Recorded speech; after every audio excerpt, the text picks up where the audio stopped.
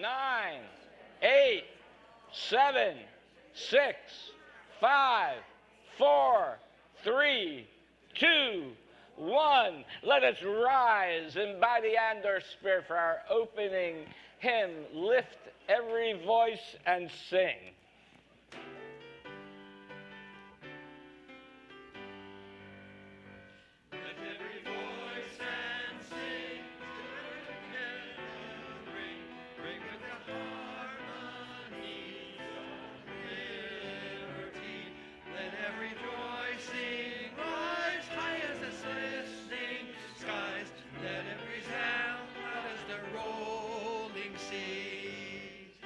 Sing us a song full of the faith that the dark times has caught us.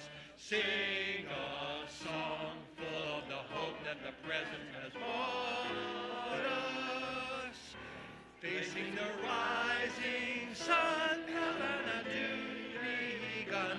Let us march on till victory is won. Stoning the road we tried, but the chasing rod, filling the days when hope, unborn and star died. Yet with the steady beat, have not our weary feet come to the place for which our Father sighed. Some have come over the way that the tears have been watered. We have come treading a path with the blood of the slaughter. Out from the gloomy past, until we stand at last, where the white gleam of the bright star is cast. God of the weary years, God of the silent tears, thou hast brought us thus far on away. Thou who hast cast me thy, made us to see the light. Keep us forever in the path we pray, lest our feet stray from the places of God where we meet thee, lest our hearts drunk with the wine of the world we forget thee. Shadows beneath thy hand, may we forever stand, true to our God, true to our native land. Thank you, thank you. Thank you all for being here this morning. That is traditionally known as the African American National Anthem, and since today we are honoring the Reverend Dr. Martin Luther King Jr., we sing that song to honor him. I'm Reverend J. Wolin, your settled minister here at the Unitarian Universalists of Sarasota. We especially want to welcome our visitors, those new here in person or those who are streaming online. We want to invite our visitors and let them know that they are welcome to participate in any of the activities of this congregation. We invite you to consider signing up on our registration book, either online on our website, virtually, or right outside the front door here. We actually have a table with a book that you can sign. And if you do, you will get a weekly newsletter called The Contact that talks about all of the many, many events that are happening here. And you'll also maybe get an email with a Zoom link for some virtual events as well. We invite you all to join us for coffee and conversation. We look forward to getting to know you. A couple of quick things. Dee wants me to let you know, our office person, that if you requested a new name tag, there will be a table outside for you to pick it up. There is going to be a potluck afterwards, and so after you pick up your potluck food, if you want to go to the Reeb Room, that is where we will have a congregational conversation about the proposed new mission and vision, and we would love to get feedback. Now, I would like to invite up Roberta Druff, who is our Director of Finance and Operations.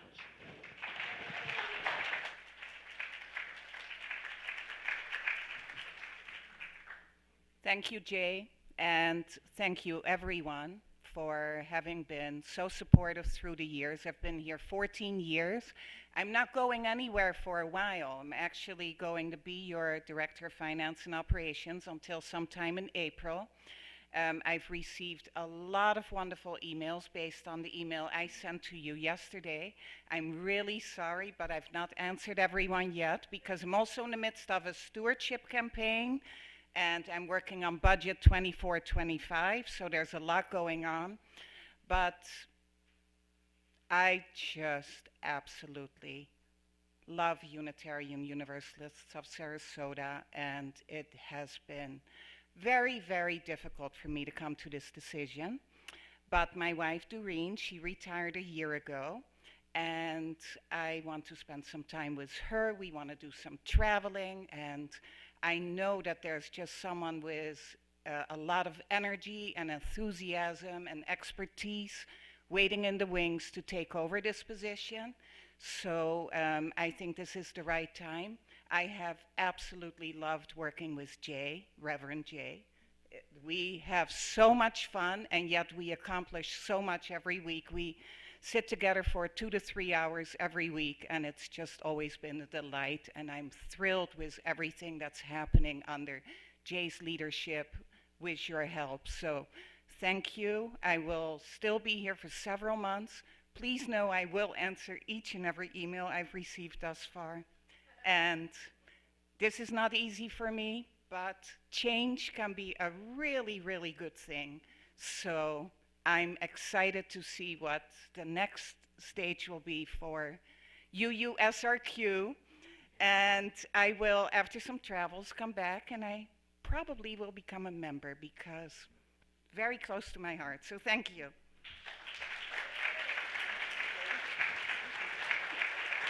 Yeah.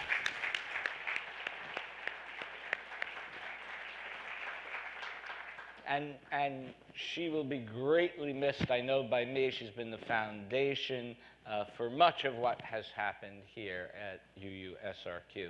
And now I'd like to invite up Karen Bush from our board and stewardship.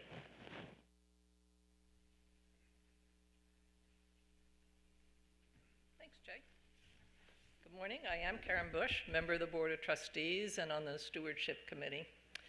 Last Sunday, John Yoder led an appreciative meditation about all that we've become here at UUSRQ. I must say it was one of the most unusual meditations I've ever experienced, but it also hit home. 20 years ago, I looked globally for where I wanted my retirement to be. I found Sarasota and I fell in love with it for many of the same reasons others come here, but I had one other special need. I needed a Unitarian Universalist community where I could become a member and contribute and receive. And I thought in 2009 that this was the place, and that was the final tick on the box for me to move to Sarasota.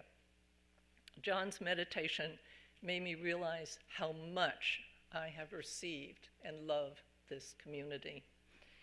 Last Sunday as well, Jay challenged us to grow to infinity and beyond. If you attended this morning's forum, you'll know that the survey and the work on the vision and the mission show unbelievable enthusiasm for growing and extending Unitarian Universalism in our community and beyond. We can be the seeds in the wind that find a place to take root and grow and blossom and continue to spread our community. Jay also mentioned that as we grow, we must support our efforts.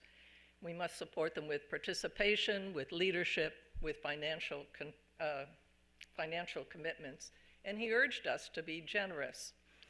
I heard his message as well, and I wondered how on earth I could possibly increase my pledge. So I went home and looked very carefully over my finances and realized that this year I no longer am contributing to a college student's tuition, and that I could, not my own child, another one, and that I could contribute those funds to our church. So I have been able to double my pledge this year. Thank you.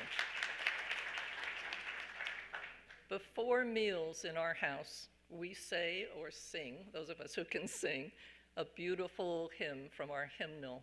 It's number 402. The words are up there. From you I receive, and to you I give. Together we share, and from this we live. And I think that's what this community is all about. And so Don and Ralph are going to help us. And Don, you're going to play through one time, and then we're going to sing it through twice because it's a beautiful melody. Come on.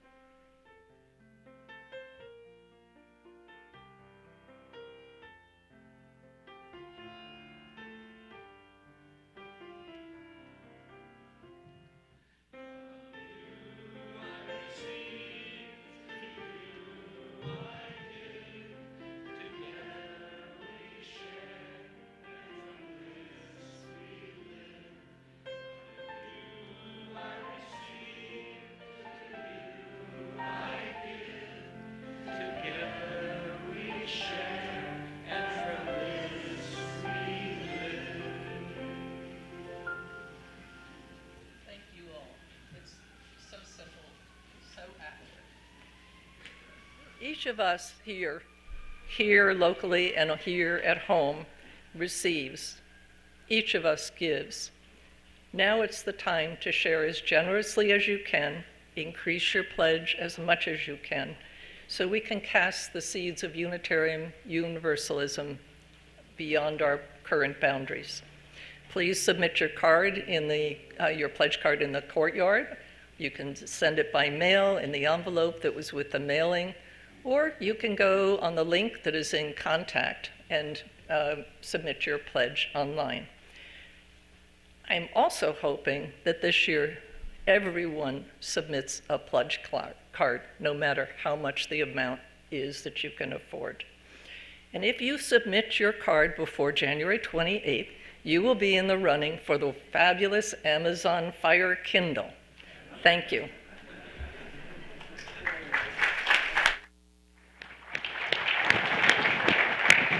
And now it is my great pleasure to welcome back to our building here, Sanaya Carroll, who will do our next piece of music.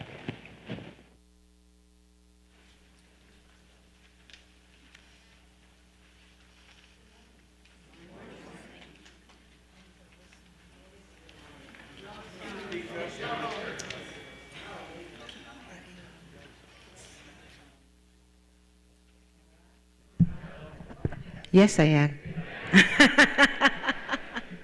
Okay, I'll try that. Good morning, and it's a good morning to be here. It's a good morning to be alive.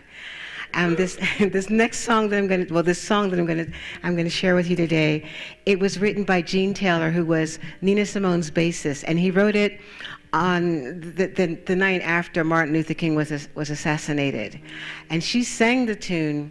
I believe it was 3 days later at her very next concert after that tragic event. And I heard the tune when I was doing research for a show I was going to be doing. And when I heard it, I just started bawling. You know how YouTube is, you can find everything.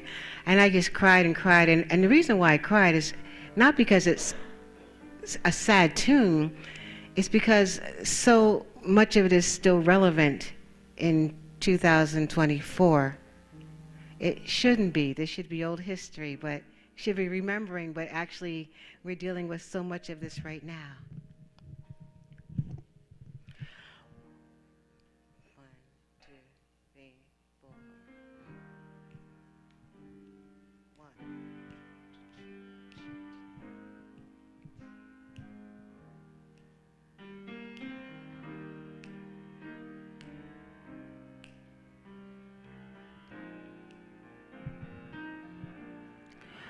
Once upon this planet Earth lived a man of noble birth, preaching love, preaching freedom for his fellow man.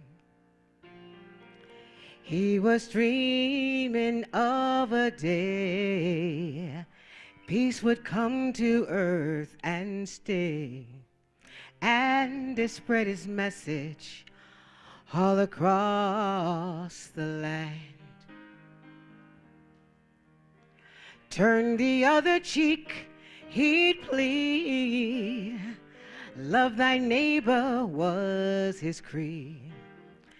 Pain, humiliation, even death, he did not dread. Yes, with his Bible by his side, from his foes he would not hide. It's hard to think that this great man is dead, 'cause he had seen the mountaintop, and he knew he couldn't stop. Always living with the threat of death ahead. Folks, you better stop and think, 'cause we're heading for the brink. What's gonna happen now that the King of Love is dead? Well, will the murders never cease? Are they men or are they beasts? What do those people, what do they think they have to gain? Will my country stand or fall? Is it too late for us all? And did Martin Luther King and so many others to die in vain? 'Cause he had seen the mountaintop, and he knew he couldn't stop. Always looking for the brighter day ahead. Folk, oh, you better stop and think, 'cause we're heading for the brink. What's gonna happen now that the King of Love is dead? He was for equality for all people like you and me, full of love and goodwill. Hate was not his way. He was not a violent man. So won't you tell me, if you can, just why he was shot down on that fateful day? I'll tell you why. It was prejudice. It was hate. Bigotry and fear, they sealed his fate and ours. Go on, we can cry our tears, but tears won't change one thing. Will this country ever learn? Must it kill at every turn? We gotta know now what the consequences will bring. Oh, 'cause we had seen, and he knew it couldn't stop. Always living with the threat of death ahead. Folks, you better stop and think, 'cause we're heading for the brink. So what we gonna do? What we gonna say? What changes, what changes, what changes are we gonna make? Now that the King of Love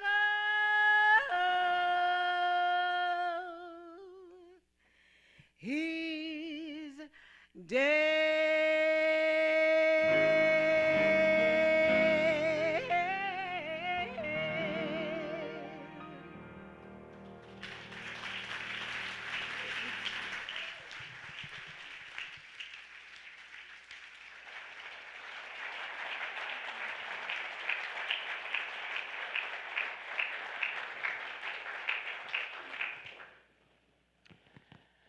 Prior to 1965, African Americans did not have the right to vote in many southern states. Today I'll be talking about the events in Selma of 1965 that led to the passage of the Voting Rights Act. Over the last few years, the current Supreme Court has struck down certain provisions within the Voting Rights Act that has allowed many states to again pass laws that suppress voting, specifically for poor and BIPOC individuals. In 1965, there were 3 planned marches from Selma to the state capitol in Montgomery, Alabama, to bring attention to this need for voting rights. And prior to the first march on March 7th, 1965, there had been months of nonviolent protests at the voter registration office in Selma, where African Americans were denied the right to register to vote. And the local sheriff, Jim Clark, often used violence and intimidation to stop these nonviolent protesters. And at one of these early meetings, Reverend Dr. Martin Luther King spoke to approximately 700 gathered at Brown Chapel AME Church.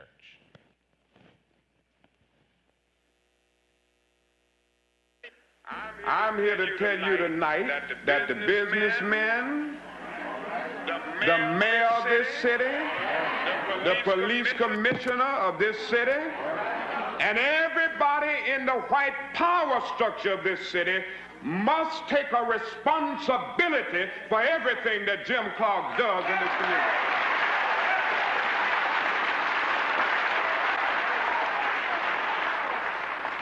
It's time for us to say to these men that if you don't do something about it, we will have no alternative but to engage in broader and more drastic forms of civil disobedience in order to bring the attention of the nation to this whole issue in Selma, Alabama. And so we light our chalice to bring our attention together on this issue and many other issues. May it shed a light for us on the events that happened years ago in Selma and how they still inform us today. And thank you, Melina. Oh, no, Anna. Wait, oh, sorry. Never mind, sorry. And please join me now in lighting the chalice. Sorry, Melina. So please join me. As we light the chalice, the symbol of Unitarian Universalism, we affirm our second principle: justice, equity, and compassion in human relations. And now, the Reverend Helen Armiger.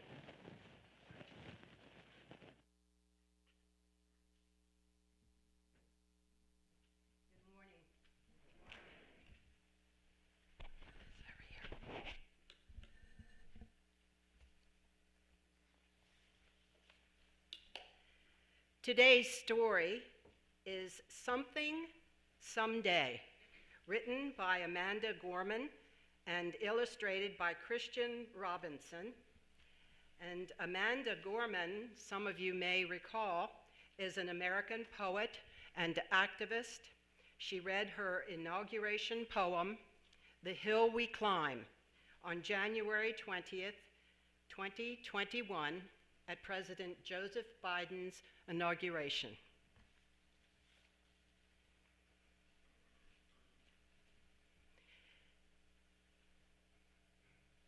You were told that this is not a problem, but you are sure there's something wrong.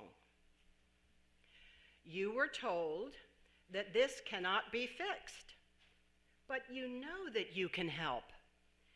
You are told that this is too big for you, but you've seen the tiniest things make a huge difference. You're told that this won't work, but how would you know if you never try? You're told to sit and wait, but you know people have already waited too long. You're told that what's going on is very, very sad. You're scared and confused. You're angry. And maybe, just maybe, a little hopeful. You're told not to hope, but you keep hoping anyway. Sometimes you feel like you're all alone. But someday, somewhere, you'll find a friend, someone who will hope with you, who believes in your dream, someone who will fight with you. You make a promise to each other.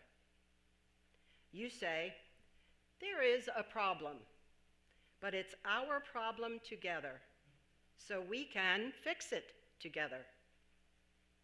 This problem is big, but together we are bigger.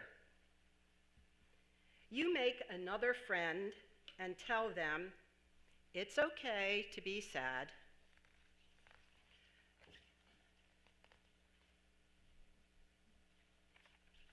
And they tell you, sometimes we will lose, but that's all right. We'll try again. And so you do, together working, together beginning, over and over and over and over, until you're no longer beginning, you're winning. Suddenly, there's something you're sure is right, something you know you helped fix, something small that changed, something big, something that worked, something that makes you feel hopeful, happy, and loved, something that is not a dream, but the day you live in. Something that makes you smile as you tell someone else.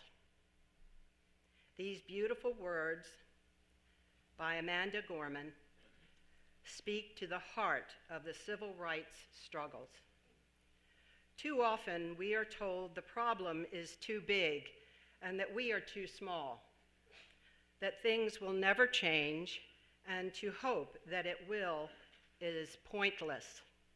But we have seen that change often starts with some small action that others see and feel motivated by to add their voice and their small actions until change comes. And our dream of something better becomes the day we live in. I now invite our younger UUs to join their teachers in their classes in the West Wing and the Teen Room as they continue their exploration of liberating love.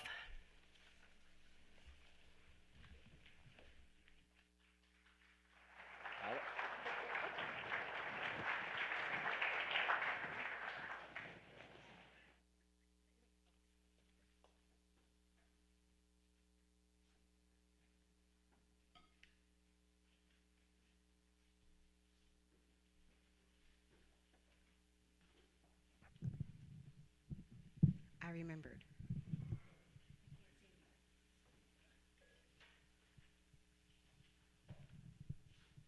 Came up here because I realized folks in the back. It's not fair, right?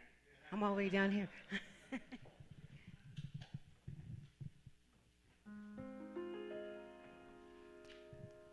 The video for this song, if you look it up on YouTube, it's called I Rise Up. And what it's saying, it shows a man who, a paraplegic, he can't walk, and his partner, she really works with him to help him to give him care. And it was interesting because when I hear this song, I think of just all of us helping each other to rise up, helping ourselves to rise up every day, just like we did today, right? Okay. You're broken down and tired. The living life on this merry-go-round. And you can't find the fighter, but I see it in you, and we're gonna walk it out. And move mountains, we're gonna walk it out. And move mountains. I'll rise up, I'll rise like the day. I'll rise up, I'll rise unafraid. I'll rise up, and I'll do it 1,000 times again. I'll rise up, high as a wave. I'll rise up, in spite of the ache. I'll rise up, and I'll do it 1,000 times again. For you, for you, for you, for you.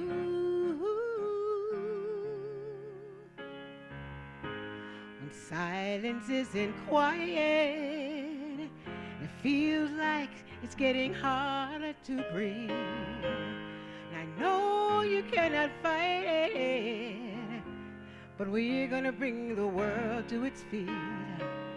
Move mountains, we're gonna bring the world to its feet. Move mountains. I'll rise up, I'll rise like the day. I'll rise up, I'll rise unafraid. I'll rise up, and I'll do it 1,000 times again. And I'll rise up, high like the wave.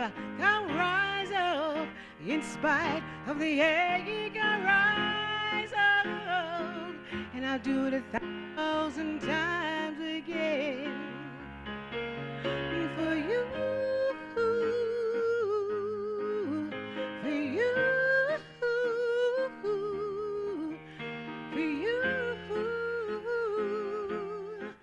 for you.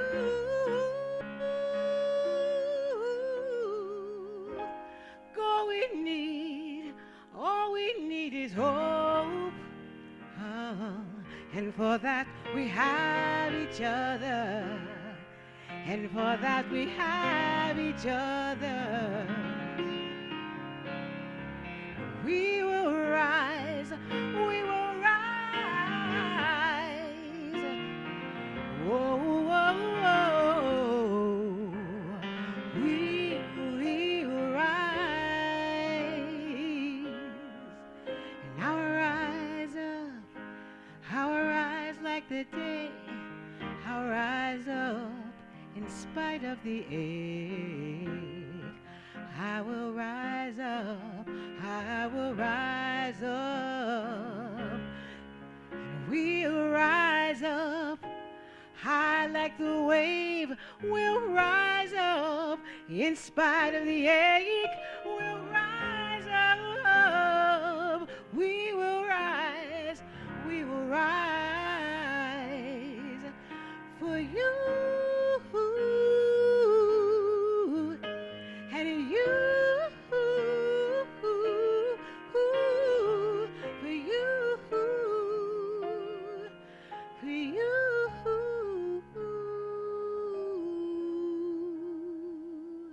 we will rise.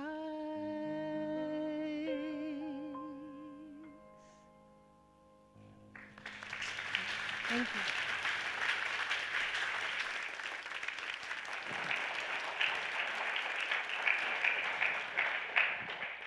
Thank you. I was definitely on my my Apple inspirational playlist on my phone.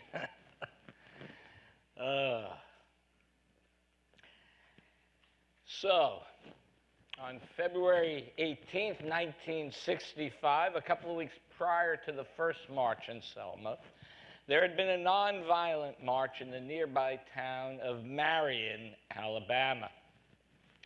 And during that nonviolent protest, we can put the picture up, the marchers were attacked, and an African-American, Jimmy Lee Jackson, was killed by a state trooper while he tried to protect his mother from being beaten by one of the attackers. And in response to this, the organizers planned a march from Selma to the state's capital in Montgomery, Alabama, to bring attention to the lack of voting rights and the violence that was occurring. And a few days before the march, King said to the gathered people, "I can't promise you won't get killed, but we must stand up for what is right." Now, most people don't realize it, but King himself was not in Selma for the first march on March 7th. That has become known as Bloody Sunday. And here's just a quick scene from that day. Surprisingly, as they walked through the center of town, there were no police in sight.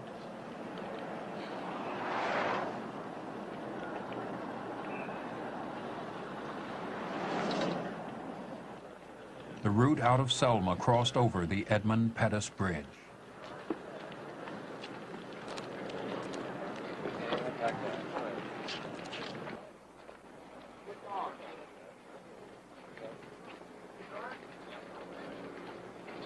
Waiting on the other side were Alabama state troopers, under orders from Governor Wallace to stop the marchers.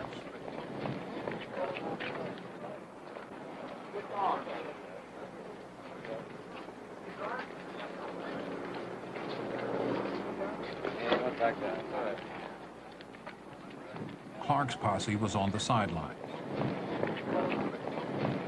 It'll be detrimental to your safety to continue this march, and I'm saying that this is an unlawful assembly.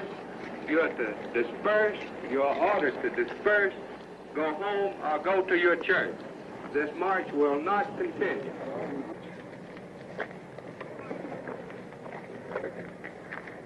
Is that clear to you? I've got nothing further to say to you.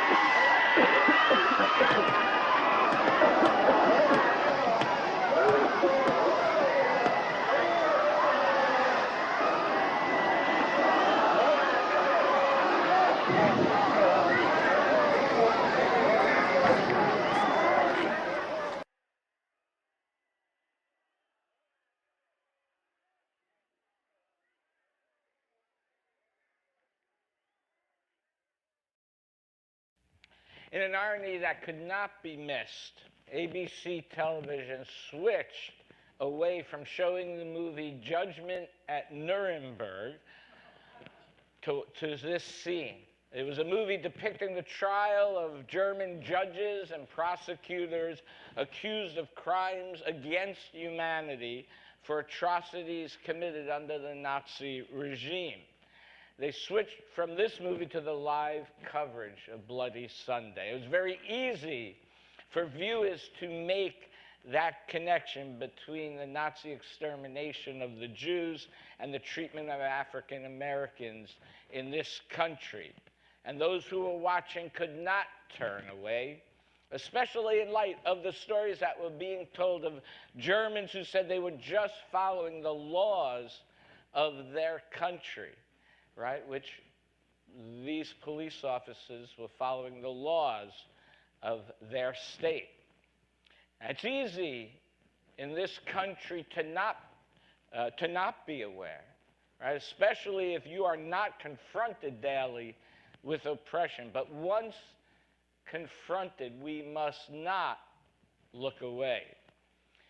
Now, on the one hand, I think white people's desire to face this is due to the realization of centuries of shame and guilt built up due to this country's actions as a people and as a country oppressing people of color. And for the most part, white people today are the inheritors and beneficiaries of centuries of those actions. And on the other hand, on the more positive side, I would say I believe that humanity, when confronted with an injustice, our religious conscience rises up and recognizes the brokenness in the world. And in this case, due to systemic racism, and when that conscience is lifted up, people can no longer sit idly by, and they know they too need to rise up in support as allies and act to bring wholeness and healing to this world. The Reverend Dr. Martin Luther King knew this. He had often in his writings chided clergy for their timidity in confronting the issue of systemic racism in our country. But he knew Bloody Sunday was a tipping point. He knew that within the liberal religious heart beat a drum for justice. And so King sent a telegram to religious leaders around the country, which stated, and I quote, "In the vicious maltreatment of defenseless citizens of Selma, where old women and young children were gassed and clubbed at random, we have witnessed an eruption of the disease of racism which seeks to destroy all of America. No American is without responsibility.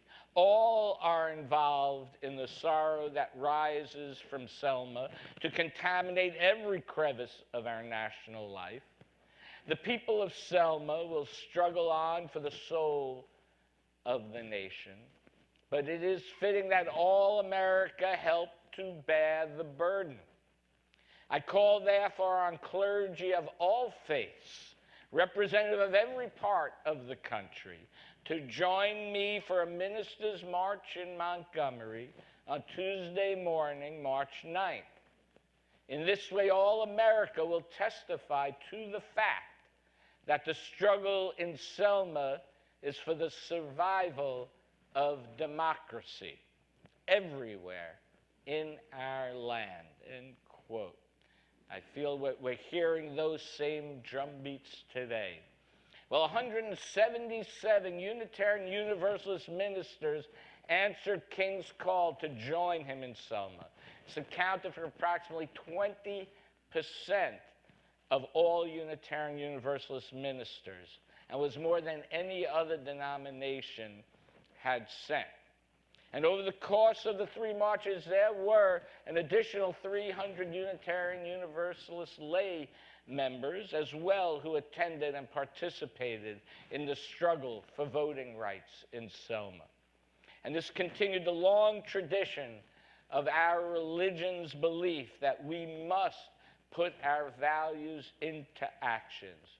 Historically, we were integral in the abolition of slavery, the women's suffrage movements, the founding of the Red Cross, the founding of the NAACP, the founding of the ACLU, reforming mental health institutions, advocacy for public education.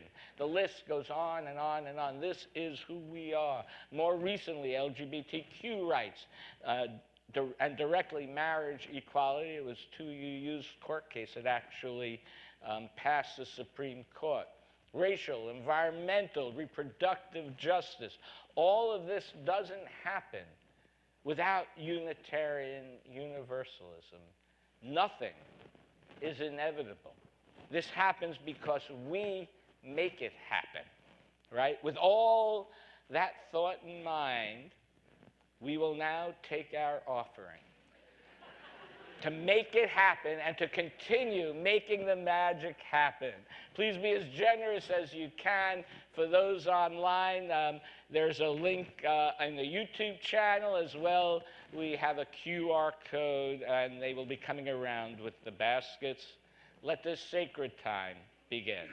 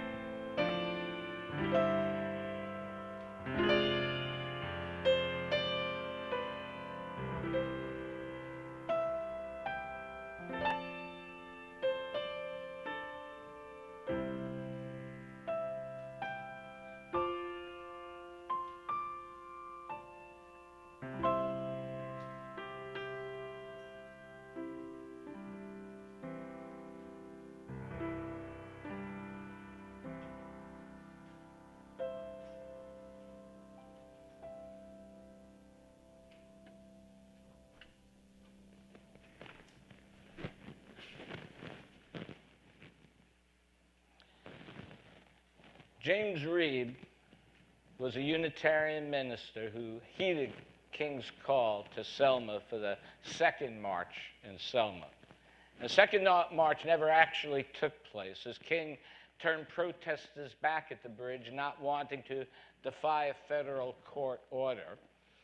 And later that same evening, Reverend James Reeb, along with 2 other Unitarian Universalist ministers, after eating dinner, were attacked by a mob of local whites. And Reeb died 2 days later due to the injuries from that attack. I can go into a lot of details, but they weren't allowed to use the hospital, and they had to drive hours to get to a hospital that would take him. There's a great NPR podcast entitled White Lies about this whole murder and what happened to Reeb. But I'd like to share just a bit of King's eulogy for Reeb. And it says, he entered the stage of history just 38 years ago, and in the brief years he was privileged to act on this mortal stage. He played his part exceedingly well. His death was the result of a sensitive religious spirit. His crime was that he dared to live his faith. He placed himself alongside the disinherited black brethren of the community, and the world is aroused over the murder of James Reeb, for he symbolizes the forces of goodwill in our nation. He demonstrated the conscience of the nation. He was attorney for the defense of the innocent in the court of world opinion. He was the witness to the truth that people of different races and classes might live, eat, and work together as siblings.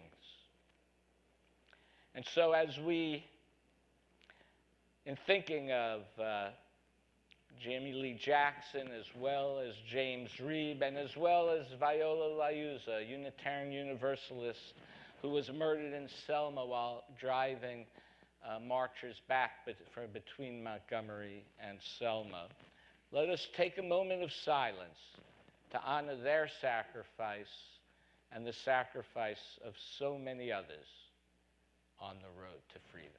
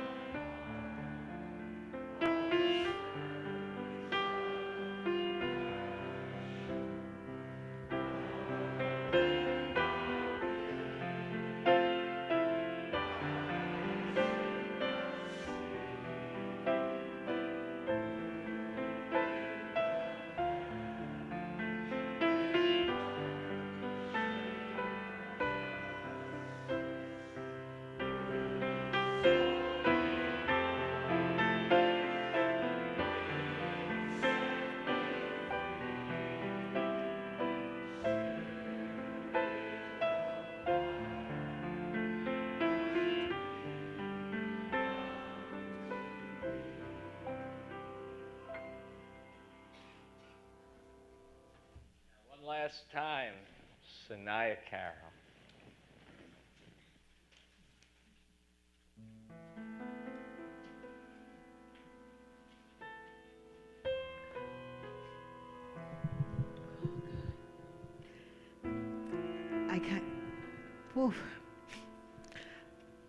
I realize I don't let myself feel this stuff very often. I'm sorry. I can't understand why we as humans can feel so much fear about other people who are different, no matter what kind of difference it might be, and let that move us to do horrible and horrific things. I think we're better than that. I know we can be. And I am so happy to be here because to have this moment to actually feel Because it is through feeling that you can grow. It is through feeling that you get the courage and the energy to act, right? If you don't feel anything, you just lay there and look at TV or look at your phone. So feeling it, even if it feels bad, is okay. And what I want to say right now is that I don't care what's going to be happening. This year is going to be crazy, you know, in certain ways. That's okay, because I got you. Right? And we have each other.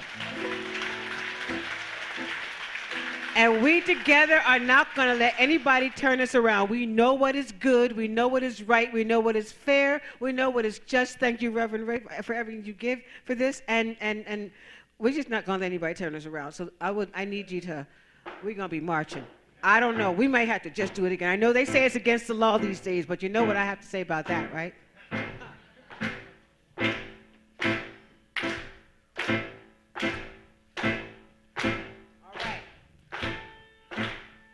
Ain't gonna let nobody, come on, turn me around, turn me around, turn me around. Ain't gonna let nobody turn me around. I'm gonna keep on walking, keep on talking, marching on the freedom land. Ain't gonna let no segregation turn me around, turn me around, turn me around. Ain't gonna let no segregation turn me around. I'm gonna keep on, come on, keep on talking, walking up to freedom land. You ain't gonna let no jailhouse turn me around. Whoa, turn me around. Hey, turn me around. Ain't gonna let no jailhouse turn me around. We gonna keep on walking, keep on talking, marching on the freedom land.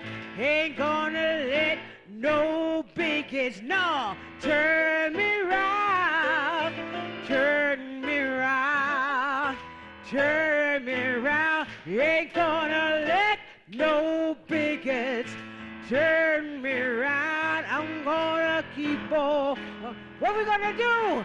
Keep on, ha ha, come on, marching on. Everybody stand on up, let's get into this. Woo!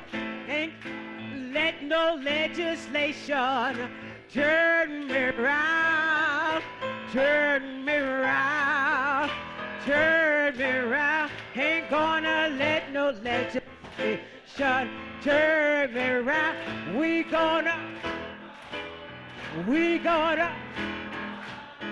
hey, marching on a freedom land.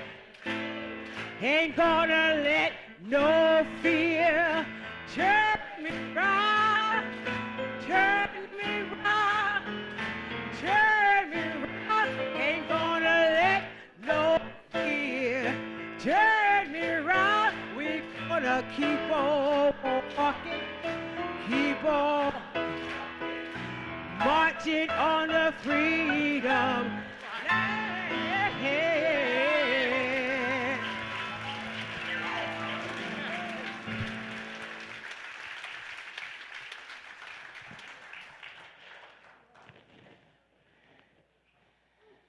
Well, you know, it's 11:28. So, I do have a barn burner of a second reflection, but I don't think I can get better than that. I'll be honest with you.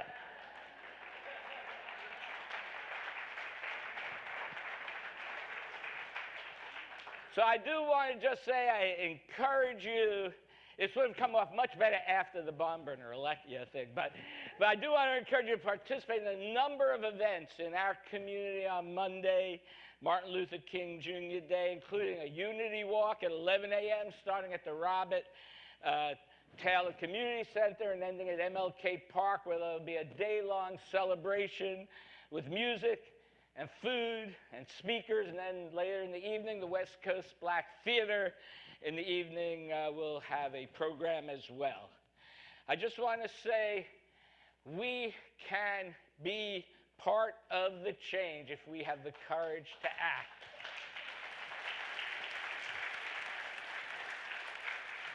And so let us act in faith. Let us yearn to live out our values. Let us act because our values are steeped in caring and compassion.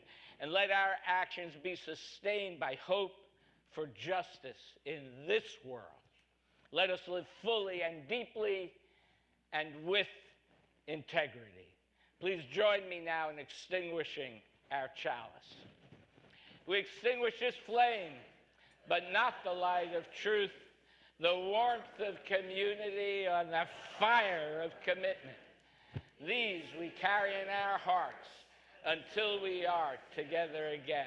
Thank you all for your presence here today. I look forward to greeting you out in the many events we have coming up this afternoon.